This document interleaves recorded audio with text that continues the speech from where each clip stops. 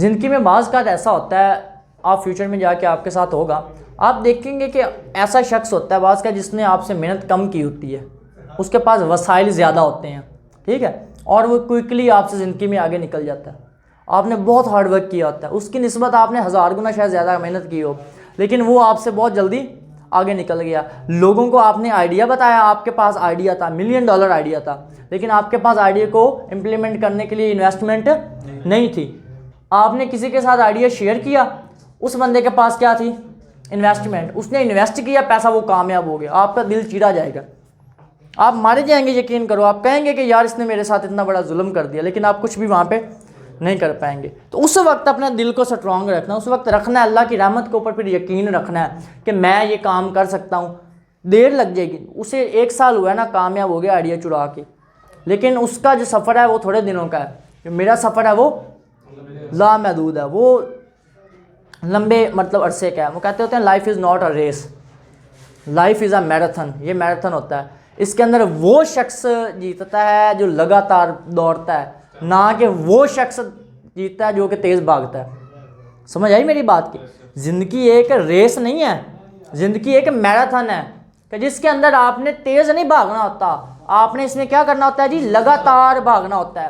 جو شخص زندگی کے اندر لگاتار بھاگتا ہے، آپ اگر کوئی بھی کام فوری بڑی سپیڈ کے ساتھ کر رہے ہو سکتا ہے آپ ناکام ہو جاؤ، لیکن جو شخص لگاتار کام کر رہا ہے اس کا ناکام ہونے کے چانسز بہت کم ہوتے ہیں. بہت کم ایسا ہوتا ہے کہ وہ شخص ناکام ہو جائے. آپ دیکھیں گے زندگی میں جا کے کہ آپ لوگوں سے حسد کرنا شروع کریں گے، آپ بیٹھ کے دعائیں کریں گے، رو رہے ہوں گے کہ یار میں نے یہ اتنی محنت کی ہے، وہ شخص میرے ساتھ ہی سٹارٹ کر کے وہ مجھ سے بہت زیادہ آگے. وہ ٹرین والی بات ہے کہ آپ دیکھیں گے لوگوں کی ٹرین آپ کی ذات سے بہت آگے نکل گئی. اس وقت آپ اپنی ذات کے ساتھ حسد کرنا شروع کر دیں گے. آپ دیکھیں گے یار وہ شخص اتنا مجھ سے آگے نکل گیا، میں تو بیکار، میں تو مارا گیا. اس وقت اپنے دل کے اوپر قابو رکھنا ہے. اس وقت یہ چیز ذہن میں رکھنا ہے کہ اوپر اللہ بھی کوئی بیٹھا ہوتا ہے. کہتے ہیں چاروں دیواریں بند ہو جائیں تو چھت کبھی بھی بند، چھت کا دروازہ ہمیشہ کھلا رہتا ہوتا ہے. تو اللہ کی جو رحمت ہے اس سے کبھی آپ نے مایوس نہیں ہونا. تو حسد سے بچنا. اب یہاں پہ نا یہ ہے کہ حسد سے آپ کیسے بچ سکتے ہیں؟ حسد سے کیسے بچ سکتے ہیں؟ تعریف کرنا سیکھیں جی. اپنے کمپیٹیٹر کی تعریف کرنا سیکھیں.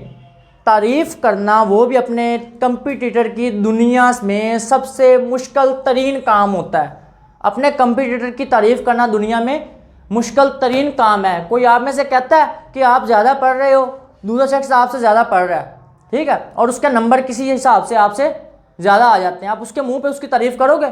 آپ کبھی بھی اس کی تعریف منہ پہ نہیں کر پائیں. اور جو شخص کرتا ہے، نہیں کرتا جو شخص، وہ حاسد بن جاتا ہے، وہ حسد کرنا شروع کر دیتا ہے. اور جو شخص تعریف کرتا ہے اسے خود کو بڑی تکلیف ہوتی ہے کہ یار میں اس کی تعریف کر رہا ہوں، یقین مانیں. لیکن حسد کو ختم کرنے کا سب سے جو مین جو چیز ہے نا وہ یہی ہے، لوگوں کی تعریف کرنا سیکھو.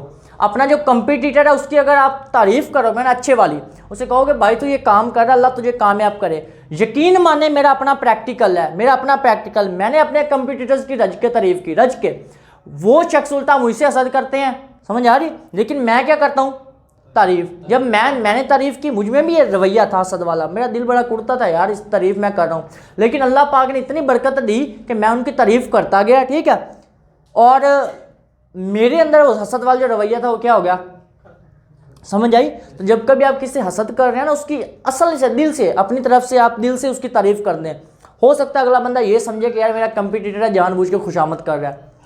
سمجھا جاتا ہے ایسا کہ یہ شخص میرا کمپیٹیٹر ہے، یہ کیا کر رہا ہے؟ میری خوشامد کر رہا ہے، وہ سمجھے گا. لیکن آپ نے دل سے تعریف کرنی. جب آپ دل سے تعریف کریں گے تو آپ کا دل بالکل پاک ہو جائے گا، پاکیزہ ہو جائے گا.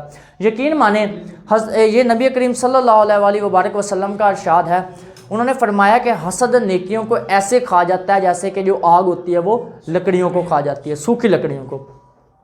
تو جب آپ کبھی زندگی میں لوگوں سے حسد کرنا شروع کر دیتے ہیں نا، یار وہ بھی کام کر رہا ہے اور میں بھی کام کر رہا ہوں، آپ حاسد بن جاتے ہیں.